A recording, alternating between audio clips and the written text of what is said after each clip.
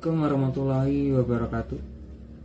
Alhamdulillahirrabbilalamin. Wabihi nasta'in ala umuri dunya waddin. Wassalatu wassalamu ala asyrofil mursalin wa ala alihi washabihi ajmain, amma ba'd. Segala puji bagi Allah SWT yang masih memberikan kita nikmat iman, nikmat kesehatan dan kesempatan sehingga kita semua dapat berkumpul pada hari ini. Salawat serta salam selalu tercurah limpahkan kepada junjungan kita Nabi Muhammad SAW, kepada keluarganya, sahabatnya, tabi'in, tabi'at, hingga kita semua sebagai umatnya hingga akhir zaman ini. Hadirin yang dirahmati Allah, pada kesempatan singkat ini saya ingin menyampaikan sedikit tentang makna berdoa dalam kehidupan seorang muslim.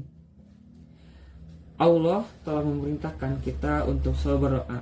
Hal ini dijelaskan dalam Quran surat Ghafir ayat 60 yang artinya, berdoalah kepadaku, niscaya aku kabulkan untukmu. Ayat ini menunjukkan bahwa doa adalah bentuk komunikasi langsung antara hamba dengan Allah. Kita tidak memerlukan perantara di saat senang maupun susah. Allah selalu membuka pintu hatinya bagi hamba dalam berdoa. Hadirin yang Allah rahmati, Rasulullah pun menegaskan dalam sebuah hadis, yaitu doa adalah inti dari ibadah. Hadis riwayat Tirmizi. Hadis ini menjelaskan bahwa doa bukan sekedar meminta, tetapi juga menunjukkan ketundukan dan penghambaannya kita kepada Allah. Ketika seseorang berdoa, sebenarnya ia sedang mengakui 3 hal. Yang pertama, mengakui kelemahannya diri. Manusia memiliki banyak keterbatasan. Kadang kita sudah berdoa semaksimal mungkin atau sekuat tenaga, tetapi terkadang tidak sesuai ekspektasi atau tidak sesuai dengan apa yang kita harapkan. Nah, disitulah doa kita menjadi kekuatan sebagai seorang mukmin. Yang kedua, yaitu adalah mengakui kekuasaan Allah. Dengan berdoa, kita percaya Allah mendengar dan akan mengabulkan doa hamba-hambanya. Dan yang ketiga, yaitu adalah menumbuhkan harapan dan ketenangan hati. Maksudnya adalah orang yang rajin berdoa tidak mudah putus asa, karena ia yakin bahwa Allah selalu memiliki rencana yang terbaik bagi hamba-hambanya. Hadirin yang dirahmati oleh Allah, namun kita juga perlu memahami bahwa cara Allah mengabulkan doa tidak selalu sama dengan yang kita minta. Maksudnya, gimana sih? Para ulama telah menjelaskan bahwa doa bisa dikabulkan dengan 3 cara. Yang pertama adalah dikabulkan langsung apa yang kita minta. Contohnya nih, ya Allah, hamba ingin pergi umroh. Nah, tanpa kita sadari mungkin bulan depan Allah kabulkan doa kita. Itulah doa yang akan Allah kabulkan sesuai yang kita minta. Yang kedua adalah ditunda sampai waktu yang lebih baik. Contohnya gimana?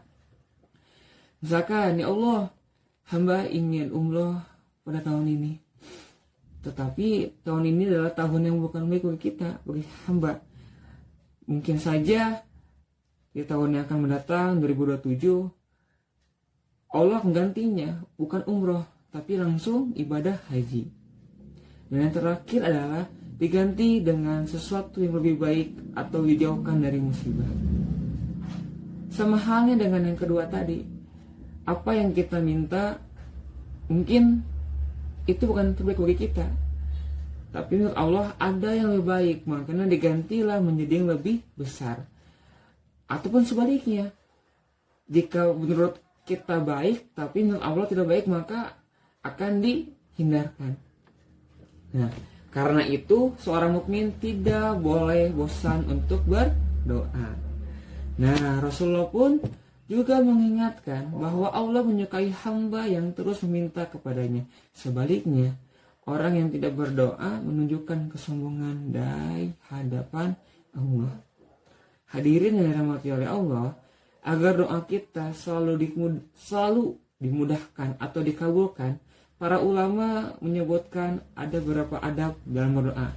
Yang pertama adalah memulai dengan memuji Allah dan bersalawat pada Nabi Muhammad. Yang kedua, berdoa dengan penuh keyakinan. Yang ketiga, tidak tergesa-gesa ingin segera dikabulkan. Dan yang terakhir adalah berdoa dengan khusyuk. Selain itu, kita juga perlu memperhatikan makanan yang halal, perbuatan yang baik, dan menjauhi dosa. Karena semua itu mempengaruhi diterimanya doa kita. Hadirin yang dirahmati oleh Allah, marilah kita jadikan doa sebagai bagian dari kehidupan kita sehari-hari.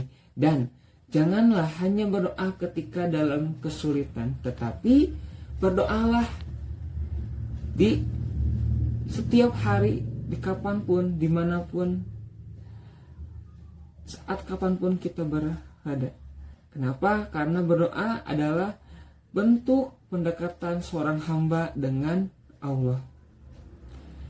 Semoga Allah menjadikan kita termasuk hamba-hambanya yang selalu mengingatnya dan tidak pernah putus berdoa kepadanya.